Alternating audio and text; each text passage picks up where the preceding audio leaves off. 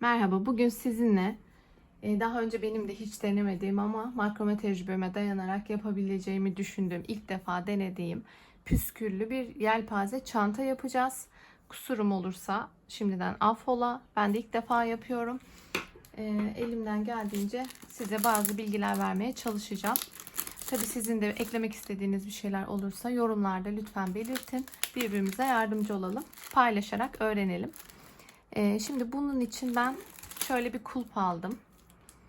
Farklı bir malzeme de kullanabilirsiniz. Ben ipime uyumlu olacağı için açık renk tercih ettim.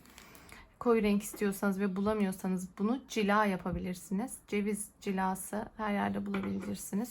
Sürersiniz. Çok kolay bir şey. Rafya olarak da bunu aldım. Şimdi halkanın yarısını bir tık geçecek şekilde iplerinizi hesaplamanız gerekiyor. Halkanın aşağısında kalırsa bu güzel ovallik olmuyor.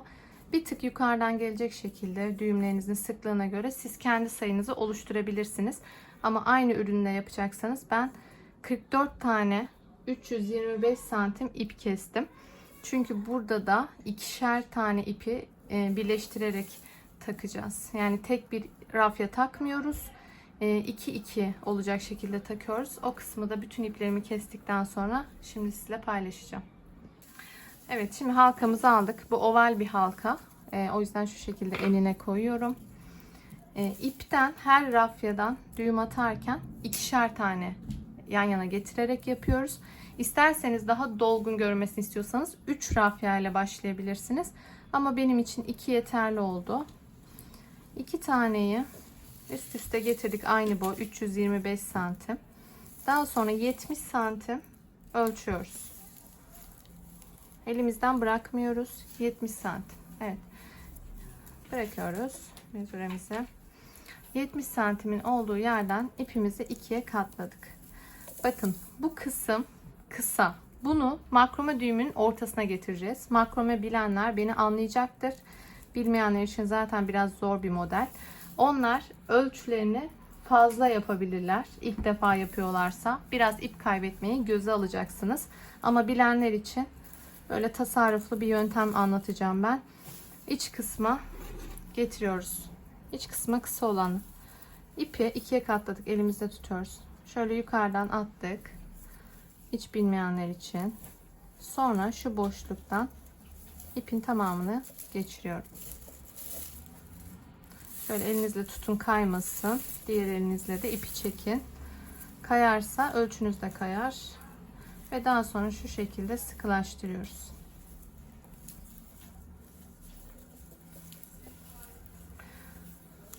Evet, bu şekilde 44 tane ben burayı dolduracak şekilde iplerimi takacağım. Dışta kalan kısım uzun. Uzun kısım görünmüyor. Çok uzun. Diğer içte kalan kısım da kısa. Yani bunu şöyle düzeltelim. Düğüm atarken bu kısım hep sabit kalıyor. O yüzden ben bunu çantanın biteceği ölçüde ayarladım ki gereksiz yere burada uzun bir ip bırakmayalım. Bu da benden size ipucu. Evet, şimdi diğer ikinciyi de taktım. Bakın bu orta kısımdakiler kısa. Şu içe doğru bakanlar. Birbirlerine iki tane ip birbirine kısa olarak bakacaklar ve dışlarda da uzunlar kalacak. Bu şekilde çift sayı olacak şekilde örgünüzü başlangıcını tamamlayacaksınız. Tamamladıktan sonra da şu an ipler azken burada göstermek istiyorum. Düğümün nasıl atıldığını. İpler arttığında biraz kafa karışıklığı olabilir. Şimdi şu kenarı alıyoruz. Şunları ortada tutuyoruz. Ve şu şekilde ortadakilerin üstüne yatırdık. Makrome düğüm atmayı bilenler bu kısmı geçsin. Sağdaki ipi de diğerinin altından şu boşluktan geçiriyoruz. Ve sonra iki yandan çekiyoruz.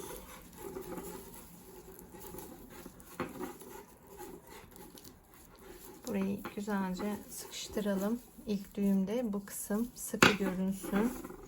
Daha sonralarda biraz daha gevşek yapabilirsiniz. Şimdi de bu taraftan yapıyoruz. Az önce bu taraftan başlamıştık. Şimdi bu yönden iplerin üstüne yerleştiriyorum ve sol taraftaki ipleri diğer oluşturduğumuz deliğin alttan içeriye yukarı doğru geçiriyorum ve çekiyorum. Yani bu çantayı yaparken bu düğümden bir sürü atacaksınız. Bu düğümü eğer bilmiyorsanız önce farklı bir ipte bu düğüm üstüne biraz çalışmanızı tavsiye ederim. Çünkü rafya bu düğüm atmak için zor bir malzeme. Kayıyor, bozulabiliyor, ölçü değişebiliyor. Bilginiz olsun. Bilenler devam etsin. Şimdi ben bu kısmı dolduracağım ve daha sonra da ilk sırayı beraber tamamlayacağız. İlk sırada ilk düğümü atmıştık beraber. Şimdi diğerlerine devam ediyoruz. Burada devam ederken zaten gördüğünüz gibi iki yanda hep düğüm atacağımız rafyalar belli. Orta kısımdan gelen belli. Bu orta kısımdaki her zaman sabit kalacak. Bu iki yandakileri kullanacağız. Burada da ilk düğümleri atarken orta kısımdaki kısaları tespit ediyoruz. Burada bu. Burada hangisi bakalım. Biri bu. Diğeri de bu. Tamam. Şimdi bunu ayarladım. Şunun yönleri düzgün olsun. Şimdi bu ortadaki kısaları ayarlıyorum. Şunu şuraya alalım. 3. Şu muydu? Evet. 4 tane. Burada da ikişer tane yanlardan uzunlar var. Şimdi aynı düğümü buraya da atıyoruz.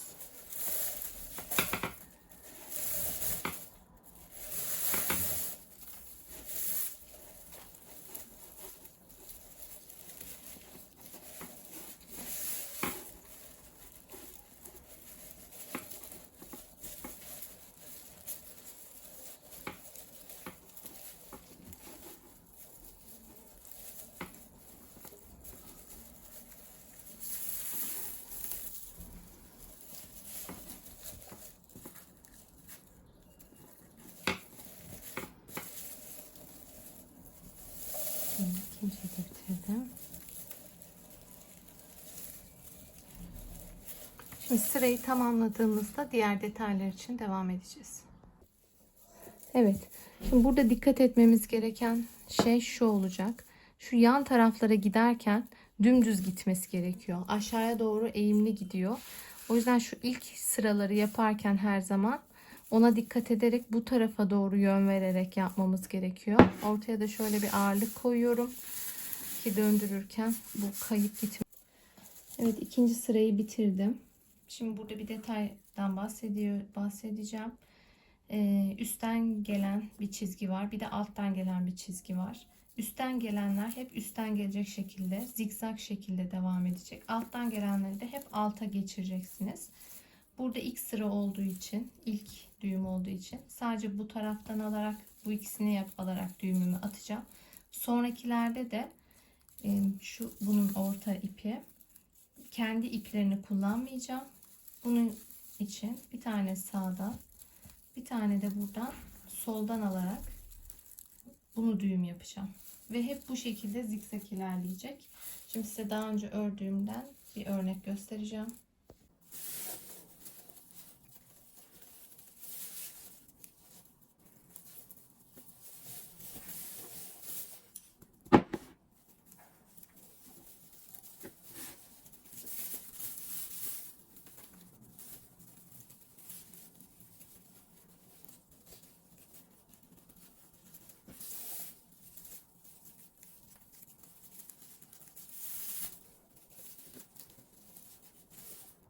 Gördüğünüz gibi burayı yapmadım ve buradan devam ettim. Bu şekilde sırayı tamamladığımda tekrar görüşürüz. Evet arkadaşlar, bu şekilde 19 sıra düğüm yaptıktan sonra artık burası enden 50 santime ulaştı. Şöyle göstereyim size. 50 santime ulaştı ama dikine kesinlikle dar bir çanta oldu. O sebepten dolayı burada sanırım şöyle bir püf nokta var. Bu kısımlardan artık ilerlemeye devam etmeyeceğim. Sadece kademeli olarak bu kısımlardan ilerleyeceğim. Yani şurayı boş bırakacağım. Buradan başlayacağım ve buradaki ikinciye kadar geleceğim. Sonraki sırada da buradan başlayacağım ve üçüncüye kadar geleceğim şeklinde, o şekilde bir ilerleme yapacağım. Bakalım o şekilde nasıl olacak. Bu çantayı ben de ilk defa yaptığım için püf noktalarını sizinle paylaşıyorum. Yavaş yavaş ilerliyorum. Şimdi devam edelim. Şimdi bu aşamayı da tamamladık. Şu kısımlar 19 düğüm. Daha sonraki 20, 21, 22, 23 ve bu kısımda, ortadaki kısımda 24 düğüm olacak şekilde tamamladım. Güzel yarım ay şeklinde kavisli bir bitiş yakaladık. Burada önemli olan tabii ki de ben bunu bu şekilde yaptım ama sizin attığınız düğümlerin sıklığına göre, elinizin gevşekliğine ya da kullandığınız ipin malzemesine göre sizin ölçüleriniz farklılık gösterebilir. Ama aynı şeyi yaparsanız 48, şuradan baktığımızda da 25 santim ölçülerinde oldu. Burada bana göre önemli olan yükseklik ve enin orantılı, yani baktığımız zaman orantılı bir bitiş yakalamak. Eğer o orantılı bitiş yakalayamadığınız zaman bir yerde bir sıkıntı var demektir. Tekrardan dönüp bakmak lazım. Şimdi diğer yüzü yapabilmek için de hep buna bakacağız. Çünkü bununla eşit olmak zorunda. Kenarlardan birleştirme yapacağız. Evet, bugün ilerlemeye devam ediyorum. Tabii bu çantanın yapımı birkaç gün sürdü. Arasına devam ediyorum. Şu şekilde mandallarla tutturdum ki diğer tarafıyla eşit şekilde devam edelim diye. Çünkü diğer tarafla aynı çizgilerde gitmesi gerekiyor ve aynı ölçülerde olması gerekiyor.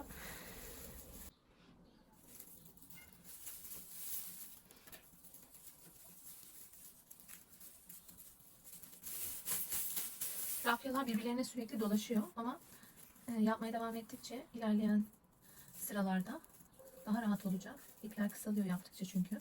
Hem de şu aradaki mesafe de genişlediğinde daha net şekilde modeli algılayabiliyorsunuz. Pes etmeden devam edelim. Sonuç gerçekten çok güzel olacak. Yapmayı bitirdiğimizde de birleştirmeye geçeceğiz. Buna ben bir astar yapmayı düşünmüyorum. Orijinalinde pek astar yapan da yok zaten ama siz isterseniz torba şeklinde sabit olmayan bir astar ayarlayabilirsiniz. Şu çantanın şu kısmı çantanın açılma yeri olacak. Yani şu kısımda hiçbir birleştirme yapılmayacak. O yüzden bu kısmı düzgün yaparsanız çantanın en belirgin yerlerinden biri olacak. İki renk de yapabilirsiniz. Renk renk rafyalar var. 2 renk, 3 renk yapabilirsiniz. Daha küçük çalışabilirsiniz. Ben bunu yapmadan önce özellikle denemek için küçük bir tane yaptım. Olabildiğince küçük olsun diye hem en küçük bir ip kullandım. Hem bir bilekliğim vardı. O bilekliğimin üstüne çanta modelini çalıştım. Ve oradan tahmini olarak kaç katı ip gideceğini, bu işin nasıl yapılacağını kavradım. Ondan sonra büyük modele geçtim. Böylelikle malzememiz ziyan olmamış oluyor. Biraz da elimiz alışmış oluyor. Yani elinizin alışması gerçekten bir işe önemli.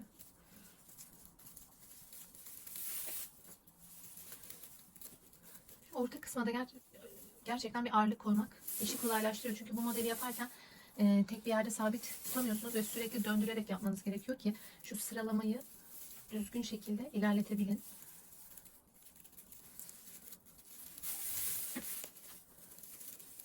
Eğer bu düğüm tekniğini anlamadıysanız bana yorumlarda yazın. Onun için ayrı bir detaylı düğüm tekniği videosu paylaşabilirim. Ama makrome yapabilmek için en temel düğüm tekniği budur. Yani bir numaralı düğüm tekniği budur. Diğer küçük çantamı da göstereyim. Bu da daha bitmedi. Bakın şöyle elim kadar neredeyse. Şu şekilde yapıp bir deneme yaptım. Buna ip yetmediği için tamamlayamadım ama bunu da tamamlayıp paylaşmayı düşünüyorum sizinle. Siz de bu şekilde başlayabilirsiniz. Şimdi ben şu kısımları bitireyim. Evet, sonunda ikinci katı da bitirmiş bulunuyorum. Bu birinci kat. Şu an birbirleriyle hiçbir bağlantıları yok. Sadece burada şunu söylemek istiyorum. Sayılar aynı olsa bile bazen tam ucu ucuna denk gelmeyebilir. O zaman şöyle hafif hafif çekerek, şu ortadaki yer zaten sabit söylemiştim. Diğer kısımları hafif çekerek eşit konuma getirebilirsiniz. İpler bir miktar arttı. Ama tamamen bitirdiğimizde onları eşit şekilde keseceğiz. Şimdi birleştirmeye geçiyoruz. Şimdi çantamızı yan taraftan birleştireceğimiz için, yani şu kısım sabit kalacak ve biz şu alttaki püsküllü kısımlardan birleştirmeler yapacağız. O yüzden bir yere asmak gerekiyor. Ben gösterebilmek için şimdi şöyle bir bardak askılığı kullandım. En baştan başlıyorum. Burada çantanızın şu aradaki kalınlığı ne kadar olmasını istiyorsanız o kadar mesafe bırakabilirsiniz. En üstteki ipten başlıyorum. Bu kısım birazcık karmaşık olabilir. Mantığını anladıktan sonra biraz sizin kafa yormanız gerekecek. Çünkü ipler gerçekten çok karmaşık görünüyor. Anlıyorum sizi. Yapacak hiçbir şeyim yok. En üstteki zaten kendi belli nereden çıktığı. Şöyle olabildiğince netleştireyim. En üsttekileri elime alıyorum. Bunu orta kısımda birleştiriyorum. Ve ben yaklaşık olarak şöyle ikişer santim bırakarak buraya düğüm atacağım. Bu şekilde yaptığımda, şöyle açtığımda şu şekilde 4 santimlik bir çanta eni oluşmuş olacak. Yani derinlik mi denir buna tam olarak bilemiyorum. Bu şekilde oluşacak çantanın iç hacmi. Ama mesela şöyle daha geriden 6 santim bırakarak, yani 4 santim bıraktığınızda bu sefer 8 santimlik bir boşluk oluşuyor olacak. Benim için bu aksesuar için 4 santimlik bir boşluk yeterli gibi görünüyor. Ortalama olarak tüm atacağım düğümlerde bu ölçüye dikkat ederek atacağım. İsterseniz bir kalemle bütün ipleri işaretleyebilirsiniz ya da metre sürekli elinizde bu kısmı ölçebilirsiniz. O şekilde sıra bütün iplere aynı işlemi yapacağız. Şu şekilde başlayalım. İlk gelen bu iki tane ortada sabit. Tam tur boyunca bu hep sabit kalacak ve bunun üstüne düğümleri atacağız. İlk gelen 4 tane ip var ama onun 2 tanesini alacağım. Bu taraftan da onun 2 rafyayı alacağım. Ve daha sonra çantanın ön ve arka yüzünde attığımız düğümün aynısını bu şekilde atıyoruz. Ama burada gördüğünüz, yani bir sabit bir yere doğru yaslayamıyoruz. Boşlukta kalıyor düğüm. Tam bu noktada işte orantınızı ayarlamanız gerekiyor. Buraya daha sonra farklı bir işlem daha yapacağız. Ben şu şekilde, benim için bu ölçü yeterli diye düşünerek orayı serbest bırakıyorum ve düğümümü atıyorum. Evet, şöyle görünecek. Bu aynı zamanda ne yapmış oldu? Ön yüzde artan püskülü bu tarafa, diğerini de diğer tarafa geçirmiş oldu. Bunlar çantamızın kenarından sarkışık olan püsküller. Daha sonra şu kısma bir ne denir ona, balık sırtı gibi bir model öreceğiz ve buradaki boşlukları kapatacağız. Ama bu işlemi yapmaya devam ettikten sonra bir işlem daha ortaya çıkacak. Şunu şöyle aradan, boşluktan bırakalım ve alttakine devam edelim. Burada birinden yardım alabilirsiniz. Çantayı siz bu işlemi yaparken biri tutarsa çok iyi olur ama benim yardım alacak kimse yok şu anda ve kendim yapıyorum. Gerçi bu aşamaya kadar bile kendiniz geldiyseniz kendinizi tebrik edebilirsiniz ve düzgün yapıyorum ama bir yandan önümde kamera var şu anda ve zor oluyor. O yüzden bir kısmını gösterip daha sonra geri kalan kısmını tek başıma yapacağım. Evet, şimdiden oluşmaya başladı gibi yan taraf. Şimdi burada önemli bir detay daha göstereceğim size. Sonra tamamını kendim tamamlayacağım. Buradaki detayımız da şu. Şimdi burada ipler daha sık birbirine yakın bir sürü ilmek var. Öyle söyleyelim.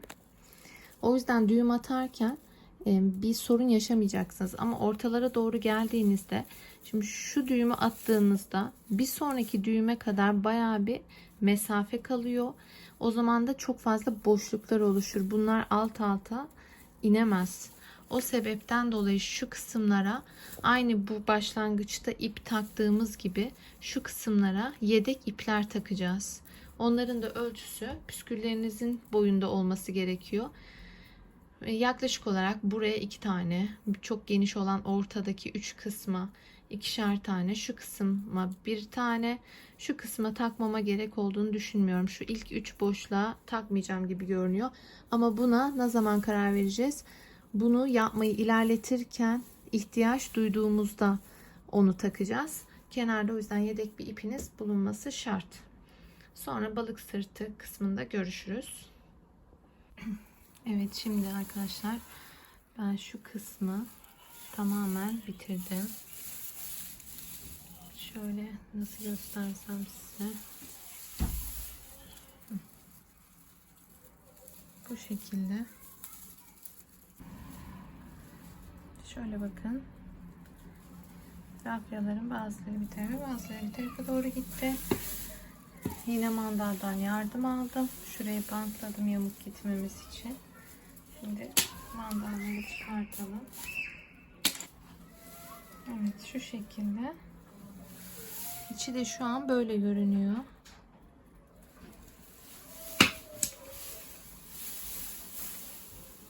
Şöyle göstereyim size. Şimdi çok az kaldı, dayanın. Son aşamadayız. Bundan sonra artık çantamızı keyifle kullanacağız. Şu kısımda iki yana doğru püsküller gitmişti. Bunu hatırlıyorsunuz. Şimdi bunların üstüne takacağız yapacağımız ipleri. Bunlar nereden geliyor? Mesela şu alttaki sabit yerden geliyor. Onları şu şekilde gruplandıracağız. Katladım.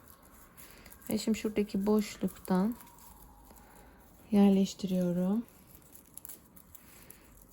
Ve her zamanki klasik makrome düğümümüz gibi, başlangıcımız gibi içinden geçirerek rafyamı alıyorum.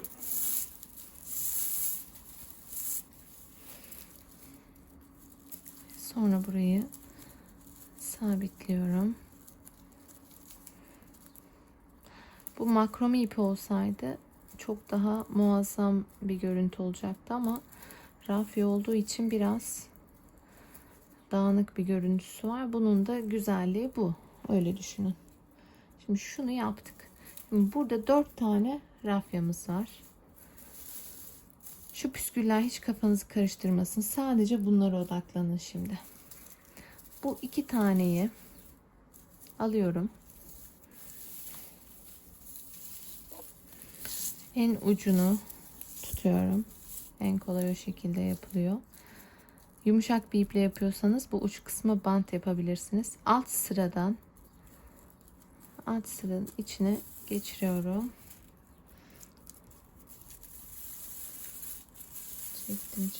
Çektim. İki ucunu da çektim. Şimdi bunların böyle düzgün durması için yan yana gelmesine dikkat edin. Şimdi de şuradaki boşluktan çıkartıyorum. Aynı rafyayı devam ettiriyorum. Şimdi bu kısım tamamlandı. Şimdi bu tarafta bıraktığım diğer rafyayı da aynı işlemi diğer tarafa yapıyorum. Bunu bir tarafın sağa, diğerini sola yapıyoruz.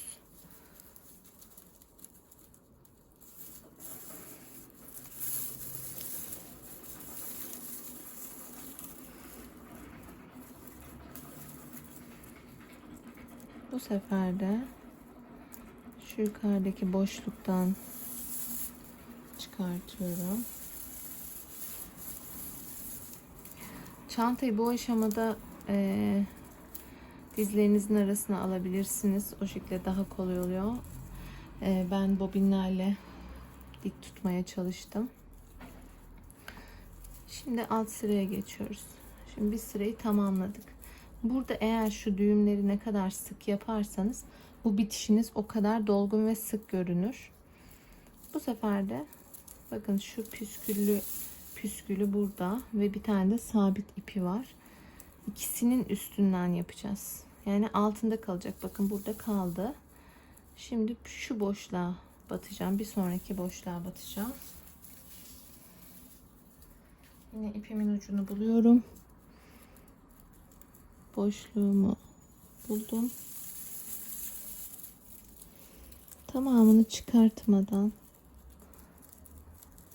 bunu direkt olarak buradan geçiriyorum.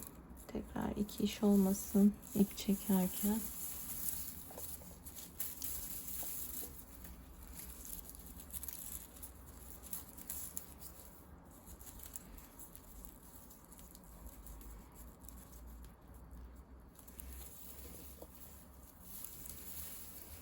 Şimdi diğerine geçiyorum. Burada güzel bir balık sırtı oluşacak. Şimdi az önce belirttiğim gibi bunu sol tarafa geçiriyorum. Farklı iplerde farklı görüntü elde edebilirsiniz. Bakın sağ tarafa gelmiş ipim yanlışlıkla çekerken. Onu hemen şöyle içeriden geçirip sol tarafa geçiriyorum. Birkaç sıra daha bu şekilde yapacağım size göstermek için. Sonra tamamlanmışını göstereceğim. Evet, ilk V'miz burada oluştu. Şimdi bir tane daha yapacağım.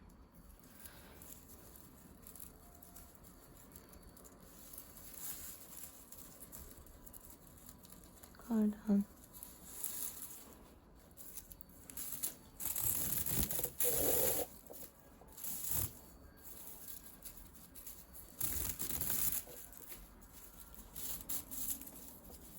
ipleri düzeltelim.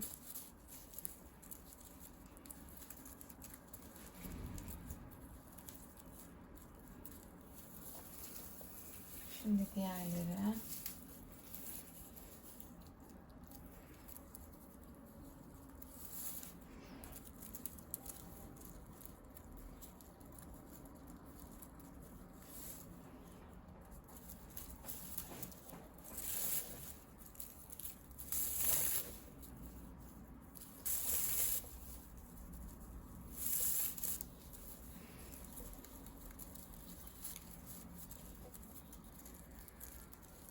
Burada bayağı karıştı. Şöyle çekelim. Ve sonra onları da düzelteceğiz. Bunu çok söyledim biliyorum ama Rafael'le çalışmak gerçekten makrome iplerinden sonra bana birazcık zor geldi. Belki sizin için daha kolaydır. Bilmiyorum. Bu şekilde V'lerimiz oluşuyor. Balık sırtı şeklinde bu sırayı tamamlayacağız. Ve daha sonra şu yan tarafı da aynı yer zaten aynısı. Şu düğümlerin sağ tarafı. Ona da aynı şeyi uygulayacağız.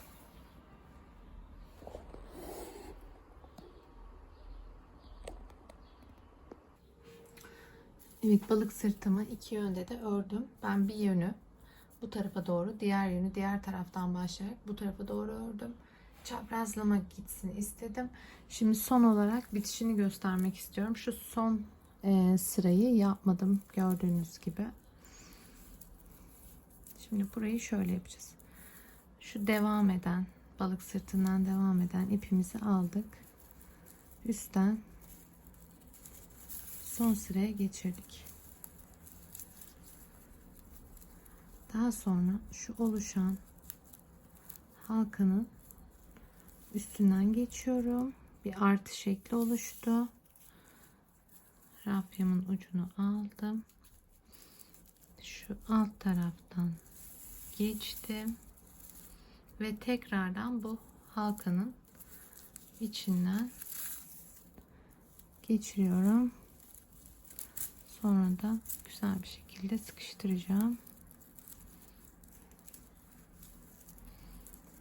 Şu kısımda bolluk olursa onu da bu şekilde bu tarafa doğru yedireceğiz.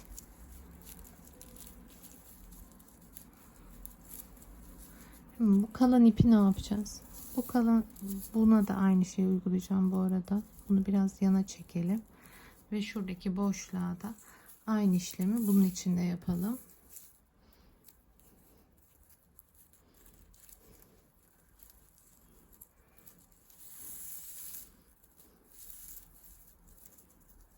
Ay, yanlış yaptım. Pardon. Yukarıdan gelecektik. İp nerede?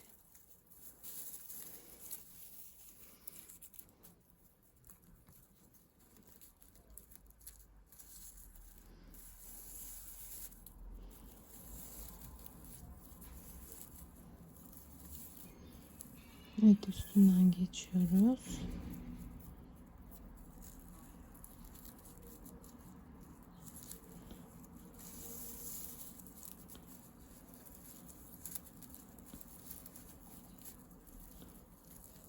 Şu kısmı öncelikle şöyle biraz sabitleyelim. Daha sonra bunu da tekrardan yukarıdan gelip halkanın içinden geçireceğim.